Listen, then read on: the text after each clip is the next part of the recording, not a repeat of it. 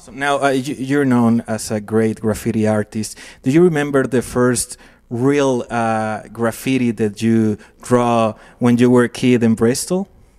Yeah, it was absolutely terrible. I mean, you know, to be honest, the challenge was just going. It wasn't terrible because you know what you brought to the table was quite an amazing thing. You know, it was a great, it was a backdrop for what we were doing, and that's the whole ethos that's carried on up to now. You know, Dee's always given us a good visual aspect, and it's quite amazing really. And he was an amazing graffiti artist at the time. You know, go on. I mean, I even picked this mic up. But, I mean, yeah, to be honest, but the first piece, I mean, the challenge was getting out there and doing it, because it was like one thing thinking about it, back then when no one was doing it.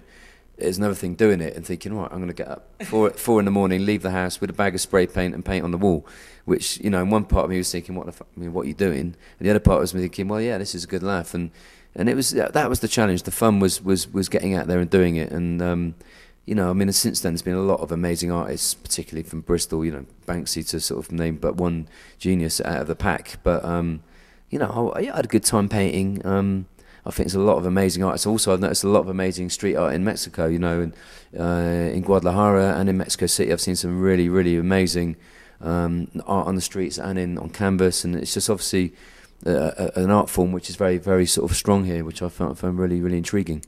Awesome. Well, you know that right now the social networks are really big, so I announced that I'm going to interview you, and some of your fans started sending me questions, and one really caught my attention, and I want to ask you, talking precisely about Bristol, what do you think that had Bristol at that time that create a unique generation of great artists like Portishead, like Tricky, like Ronnie Size, obviously Massive Attack? It's hard to say.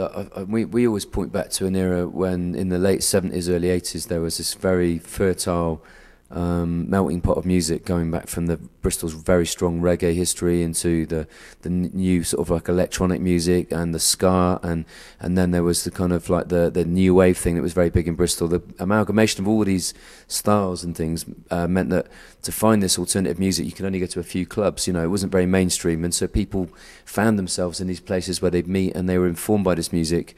And I think then a generation went by, so we're talking 1979, 1980, 82, and then we didn't release a record till 91, but in that time we were thinking living, breathing music as a sound system and as DJs and as writers.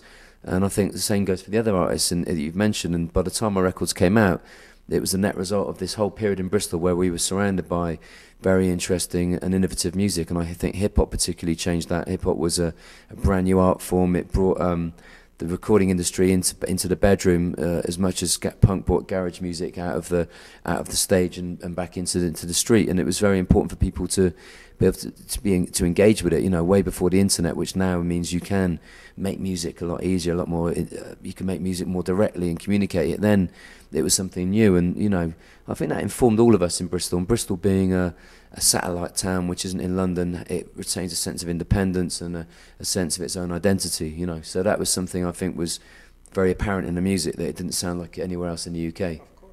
So it's important about a little town to start develop music that is not known around the world, because you're not in touch with that many other countries.